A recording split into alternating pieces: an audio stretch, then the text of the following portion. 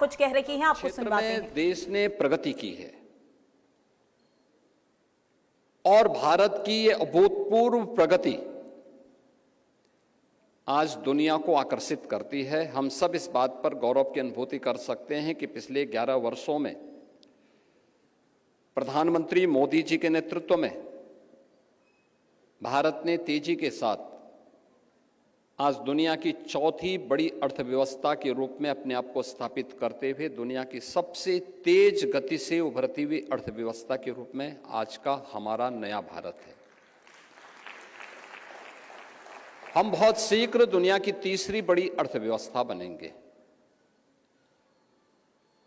तो तीसरी बड़ी अर्थव्यवस्था प्रधानमंत्री जी का मार्गदर्शन है, उनका नेतृत्व है, लेकिन अर्थव्यवस्था को लीड भी कोई और नहीं कर रहा है।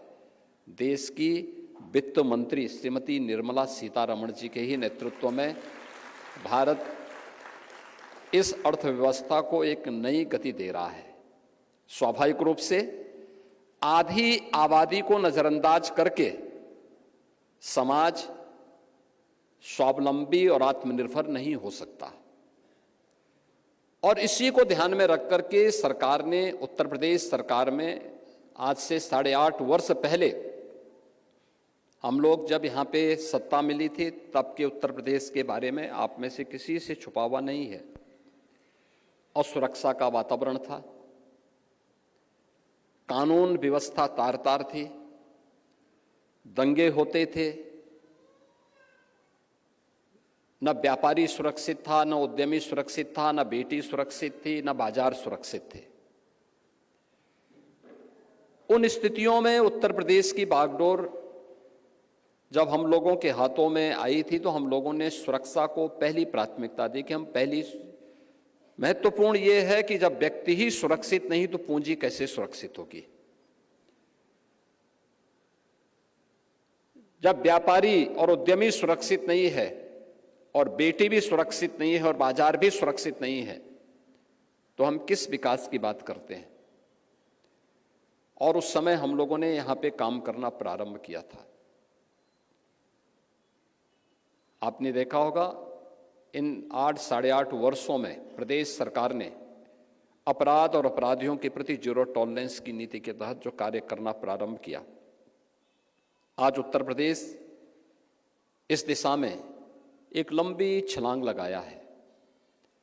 आज देश के अंदर एक मॉडल के रूप में उत्तर प्रदेश की कानून व्यवस्था मानी जाती है। पर्व और त्यौहार शांतिपूर्ण तरीके से आयोजित होते हैं। हर व्यक्ति को सुरक्षा का एक एहसास होता है और सुरक्षा के इस एहसास और सरकार के द्वारा ईमानदारी से किए गए प्रयासों का परिणाम क्या है कि जिस प्रदेश में पहले निवेश आता नहीं था, बल्कि जो पहले से यहां पर जिन्होंने अपना निवेश किया था वे उसे बाइंड अप करके यहां से भागने के लिए इंतजार करते थे कि कब उन्हें मौका मिले और वे बाहर निकल जाएं। आज उस प्रदेश में पिछले 8 वर्ष में हम लोगों ने 45 लाख करोड़ रुपए से अधिक के निवेश प्रदेश के अंदर लाने में सफलता प्राप्त की, जिसमें अब तक 15 लाख करोड़ को सफलतापूर्वक हम लोग यहाँ पे ग्राउंड ब्रेकिंग करा चुके हैं। और बहुत शीघ्र प्रदेश के अंदर हम लोग 5 लाख करोड़ रुपए के नए निवेश प्रस्तावों को जमीनी धरातल पर उतारने की कार्रवाई को आगे बढ़ा रहे हैं।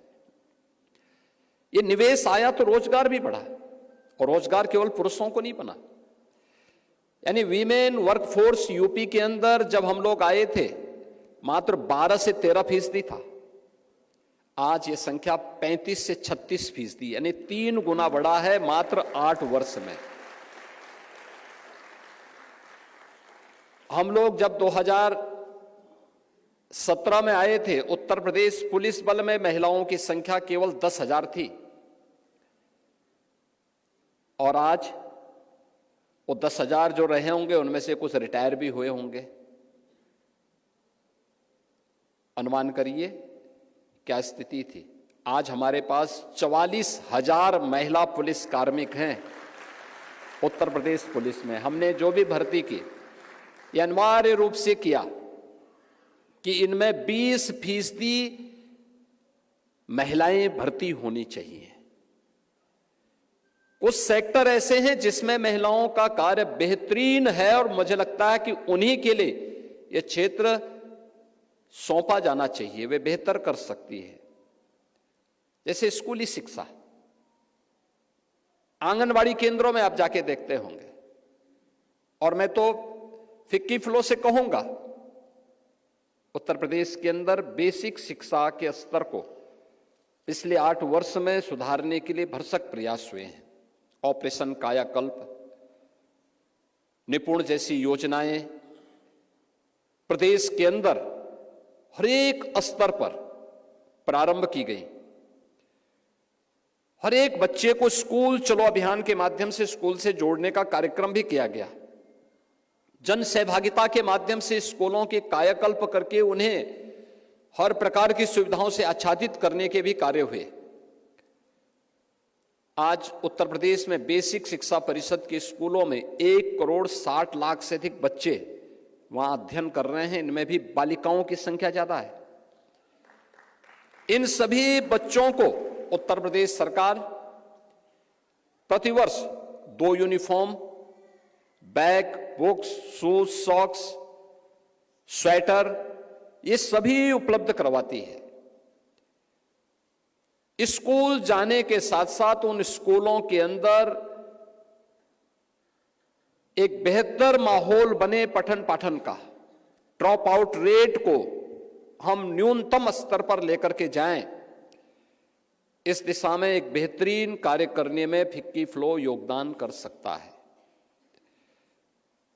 महिलाओं ने कोविड कालखंड के अंदर,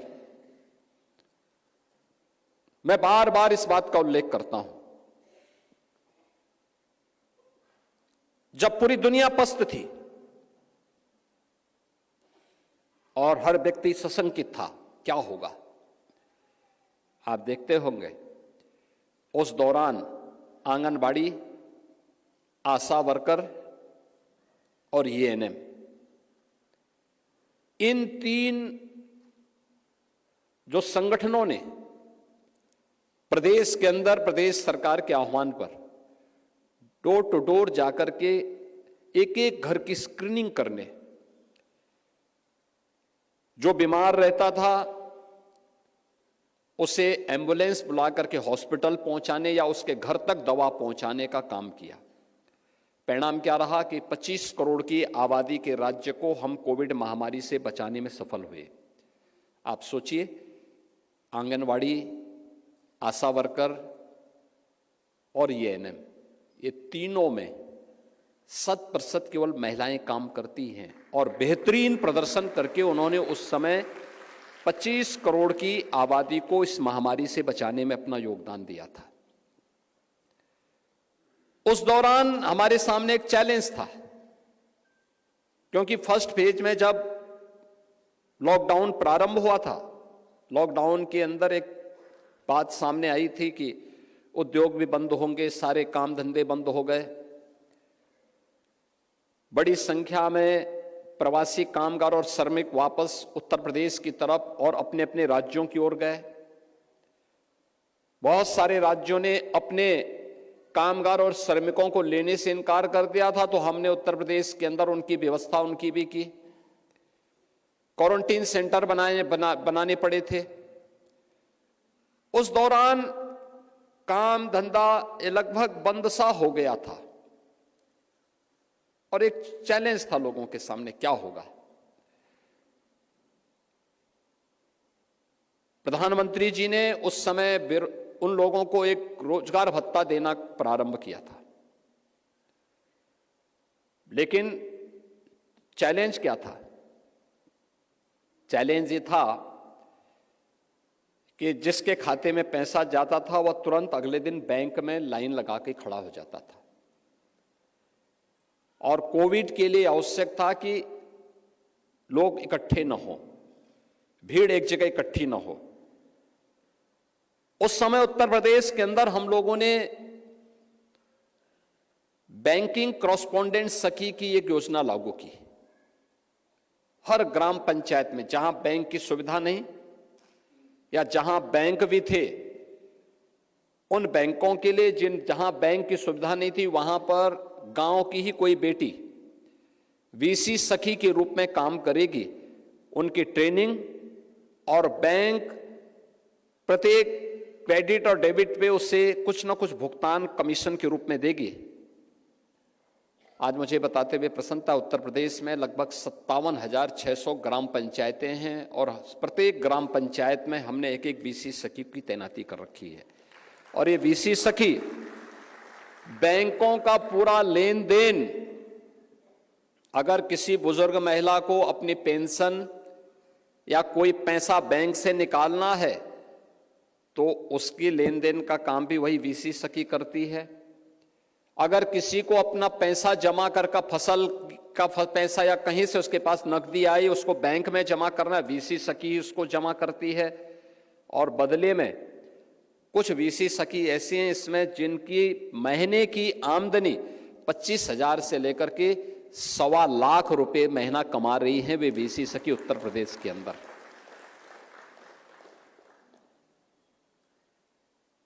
पूनम जी जिस क्षेत्र से आती हैं, झांसी से,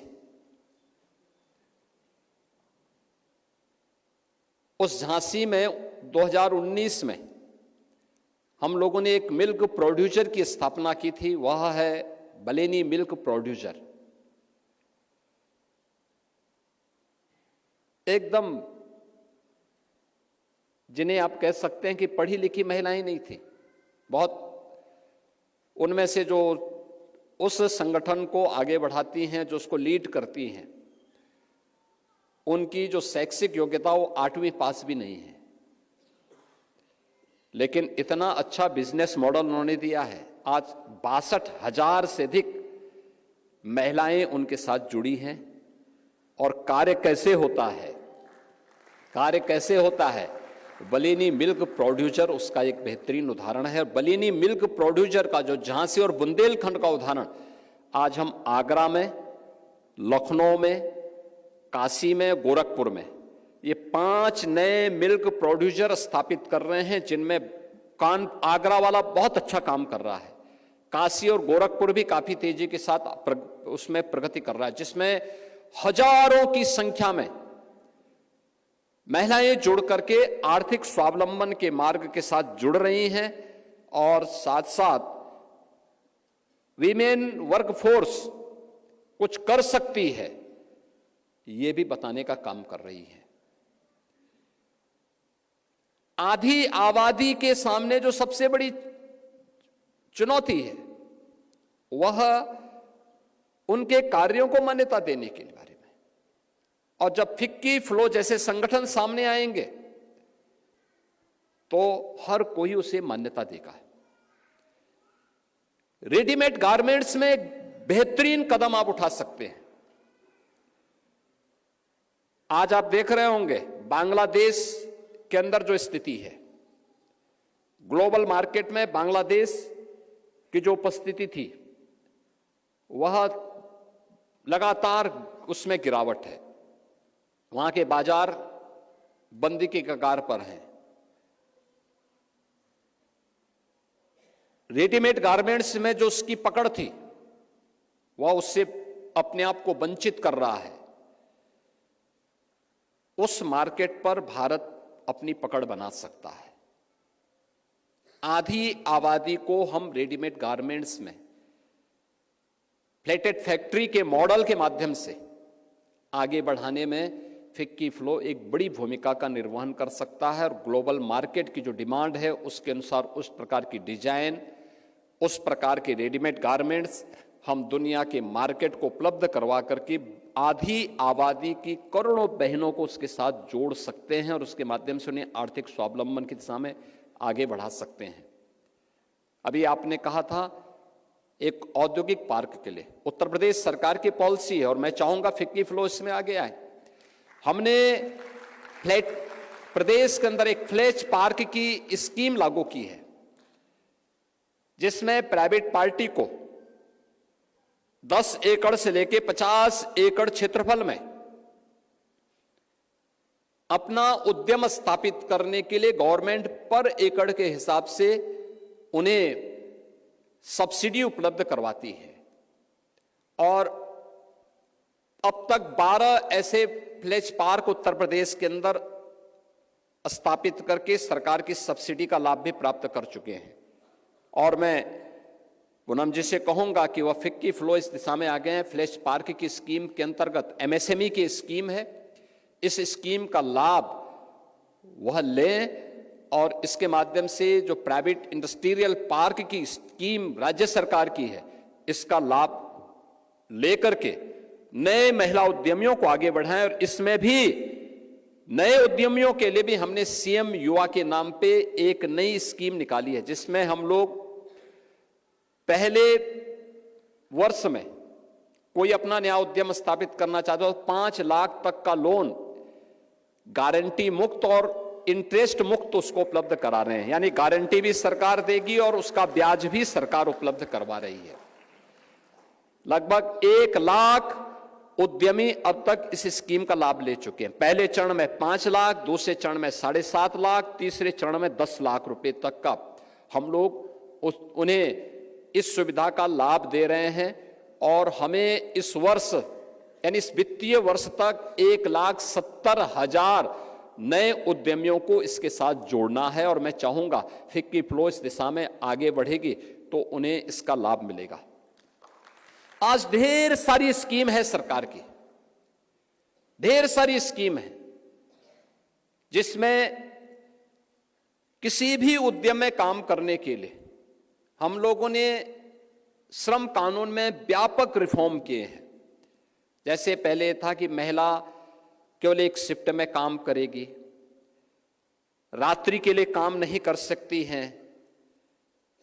हमने व्यवस्था सुनिश्चित की है कि जितनी सशक्त भागीदारी पुरुषों की है उससे भी महत्वपूर्ण महिला उस जिम्मेदारी को निर्वहन कर सकती है। और उसने आज जीवन के प्रत्येक क्षेत्र में कौन से ऐसा क्षेत्र है जिसमें महिलाएं समाज को लीड न कर रही हो, हर एक क्षेत्र में वह आगे बढ़ के काम कर सकती है। और कुछ क्षेत्र तो मैंने कहा ऐसे हैं जिसमें केवल महिलाएं ही बेहतर प्रदर्शन कर सकती हैं।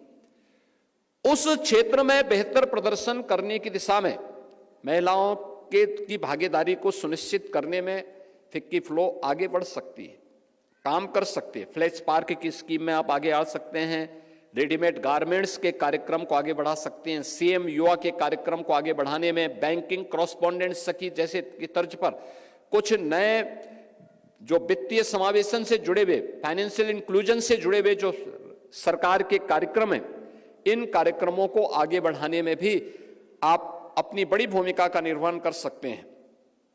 इंडस्ट्री में ट्रेनिंग के साथ साथ उन्हें स्किलफुल बनाने में भी एक बड़ी भूमिका का निर्वहन फिक्की फ्लो कर सकता है। खासतौर पर इसके लिए ढेर सारी स्कीम है। पीएम इंटर्नशिप की स्कीम है, सीएम इंटर्नशिप की स्कीम हम लोगों ने लॉन्च की है, जिसमें हम लोग इसमें राज्य सरकार और केंद्र सरकार भी उसमें उन लोगों को अपनी ओर से भी इंसेंटिव उपलब्ध करवाती है। हम लोग थोड़ा भी उसमें प्रयास करेंगे, थोड़ा सा प्रयास होगा, आप लोग लीड करेंगे, लोगों को बताएंगे। स्किल डेवलपमेंट के लिए हमने टाटा टेक्नोलॉजीज के साथ मिलकर के प्रदेश के अंदर आज के समय की जो भी हमारी आज की जो मॉडर्न टेक्नोलॉजी है, आर्टिफिशियल इंटेलिजेंस का है, आईओटी का है, ड्रोन टेक्नोलॉजी का है, रोबोटिक का है, इस पूरे क्षेत्र में ट्रेनिंग देने के लिए हम लोग हब एंड स्पोक मॉडल पर हर जनपद में हमने उस प्रकार की वोकेशनल सेंटर और स्किल डेवलपमेंट के सेंटर स्थापित किए हैं। अगर फिक्की फ्लो आती है, इस मामले में सरकार के साथ कोई एमओयू करती है और उसके साथ जुड़ करके कार्य करती है, हमें प्रसन्नता होगी कि आधी आबादी को स्वावलंबन के पथ पर आगे बढ़ाने के लिए फिक्की फ्लो जैसे संगठन जो लगातार 1983 से लेकर के इस दिशा में कार्य कर रहा है, उसमें सरकार भी कुछ मददगार हो सकती है। और आधी आबादी आगे बढ़ेगी तो मेरा मानना है समाज आगे बढ़ेगा। आधी आबादी आत्मनिर्भर होगी तो प्रदेश भी और देश भी आत्मनिर्भर होगा। आधी आबादी विकसित भारत के लक्ष्य को प्राप्त करने के लिए संकल्पित होगी तो भारत को विकसित होने से कोई रोक नहीं सकता है। और यही है उत्तर प्रदेश सरकार का मिशन शक्ति का अभियान। मिशन शक्ति में उसकी थीम ही है महिलाओं की सुरक्षा, उनका सम्मान और उनका स्वावलंबन। सुरक्षा पहली प्राथमिकता है। इसके लिए प्रदेश सरकार ने महिला सुरक्षा के लिए 44,000 से अधिक जो महिला पुलिस कार्मिक उत्तर प्रदेश के अंदर हैं, कार्यरत हैं उत्तर प्रदेश पुलिस बल में, इन्हें महिला बीट पुलिस अधिकारी के रूप में 10,000 से अधिक पुलिस बीट के रूप में अलग अलग स्थानों पर उन्हें जिम्मेदारी दी है कि वो महिलाओं के साथ वहां पे इंटरेक्शन करेंगे, सुरक्षा संबंधी मुद्दे पे चर्चा करेंगे। इस सुरक्षा का मुद्दा घर का हो या घर के बाहर का हो, और उसका समाधान का रास्ता उनको स्वयं निकालना है। वहां पे इंतजार नहीं करना है। अगर कोई बेटी कहती है कि मेरी सुरक्षा को खतरा है, तो उस बेटी को सुरक्षा प्रदान करो। सुरक्षा जिससे खतरा है उसको वहीं पे सबक सिखाओ। ऐसा नहीं उसको टॉयलेट मत करो कि देख लेंगे, देखने वाला नहीं, वहीं पे उसको बताओ कि अगर घटना सही है तो उस बेटी को हर हाल में सुरक्षा मिलनी है। घर से जुड़ी हुई कोई सुरक्षा संबंधी शिकायत है, उस परिवार के साथ बैठो, समझाओ, और नहीं तो कानून की गिरफ्त में उसको ले लो। उसमें भी कोई किसी प्रकार की लापरवाही नहीं, जीरो टॉलरेंस होनी चाहिए। उन्हें सम्मान मिले इसके लिए उन्हें कामकाजी बनाना, किसी न किसी कार्य के साथ जोड़ना। वे एग्रीकल्चर में आगे आ सकती हैं, उद्यमिता के क्षेत्र में आ सकती हैं, स्किलिंग के में आ सकती हैं, जीवन के एक बड़े क्षेत्र में आ सकती हैं, सेवा के क्षेत्र में आ सकती हैं। आप मुझे बताइए कि जितनी भी नर्सिंग स्टाफ होती हैं, आज भी आप देखते होंगे नर्सिंग का कार्य जितना अच्छा महिलाएं कर लेती हैं पुरुष नहीं कर सकते। यानी सेवा का इससे अच्छा कोई माध्यम है? आप मुझे बताइए बेसिक शिक्षा में और आंगनबाड़ी में महिलाएं जितना अच्छा काम कर पाएंगे, क्या पुरुष उतना कर पाएंगे? नहीं हो सकता। महिलाएं कर पाएंगे उस काम को, वो बेहतर तरीके से बता पाएंगे, क्योंकि वह एक भाव होता है बताने का। उसमें अच्छी प्रगति, अच्छी प्रोग्रेस आपके स्तर पर हो सकती है। तो नर्सिंग का क्षेत्र बहुत बड़ा क्षेत्र है, सेवा का भी माध्यम है और साथ साथ ये एम्प्लॉयमेंट का भी, रोजगार का भी है। दोनों चीजें एक साथ होती हैं और 100% प्लेसमेंट की गारंटी भी देता है। हम उन बच्चों को इसके बारे में थोड़ा सपोर्ट करें, उनको आगे बढ़ाने में, बताने की इसके बारे में हम बता सकेंगे। केंद्र और राज्य सरकार की जितनी भी स्कीम है, महिला स्वावलंबन से जुड़े हुए, उनके आर्थिक स्वावलंबन से जुड़े हुए, उनके रोजगार और उनके एम्प्लॉयमेंट से जुड़े हुए, इसके लिए हर महिला बीट पुलिस अधिकारी हर ग्राम पंचायत में जाकर के सप्ताह में एक बार वहां की महिलाओं के साथ, वहां की बेटियों के साथ बैठती हैं और बैठ करके उनको उन योजनाओं के बारे में बताती हैं, क्या क्या स्कीम है। बेटी के जन्म लेने से लेकर के बेटी के स्नातक तक की पढ़ाई करने के बाद मुख्यमंत्री सामूहिक विवाह की स्कीम यानी मातृ वंदना की स्कीम से लेकर के कन्या सुमंगला योजना की स्कीम हो, यूजी तक की पढ़ाई फ्री में हो, या फिर उन्हें स्वामी विवेकानंद स्कीम के अंतर्गत डिजिटल सशक्तिकरण की दिशा में किए जाने वाले प्रयास के अंतर्गत टैबलेट या स्मार्टफोन उपलब्ध करवाने का कार्य हो, स्कॉलरशिप का कार्य हो। इन सभी स्कीम के साथ जोड़ने के साथ ही अगर बेटी शादी योग्य हो गई है, परिवार की क्षमता नहीं है, तो सरकार ने बेटी की शादी के लिए मुख्यमंत्री सामूहिक विवाह योजना के अंतर्गत 1 लाख रुपए हम देते हैं उस परिवार की शादी ब्याह के लिए, और जिलाधिकारी के स्तर पर निमंत्रण पत्र छपता है। बड़ा कार्यक्रम होता है, बड़े आयोजन हो सकते हैं। फिक्की फ्लो को इन आयोजनों के साथ जुड़ना चाहिए। संगठन यशस्वी होगा, संगठन को आगे सब कुछ सरकार करती है, प्रशासन करती है।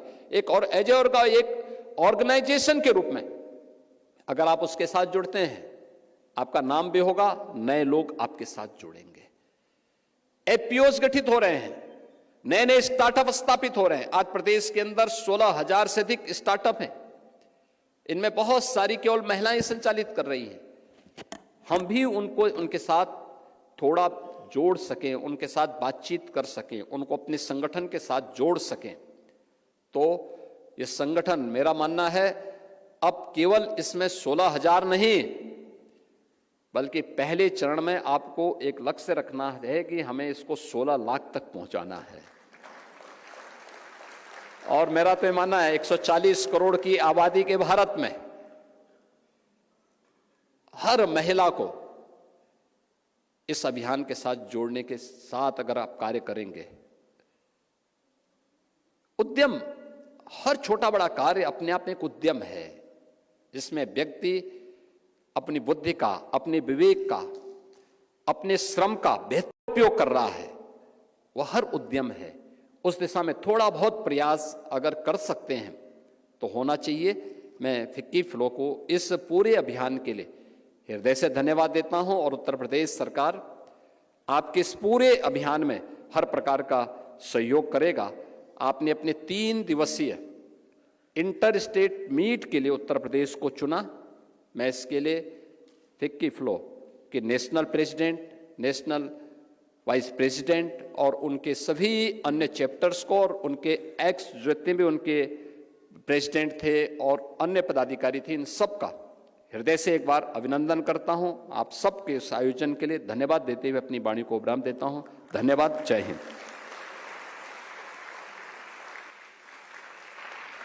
बहुत बहुत धन्यवाद, आभार माननीय मुख्यमंत्री जी। समापन उद्बोधन के लिए सुश्री पूजा गर्ग जी को, जो कि सीनियर वाइस प्रेसिडेंट हैं फिक्की फ्लो की, उनको आमंत्रित करूंगी।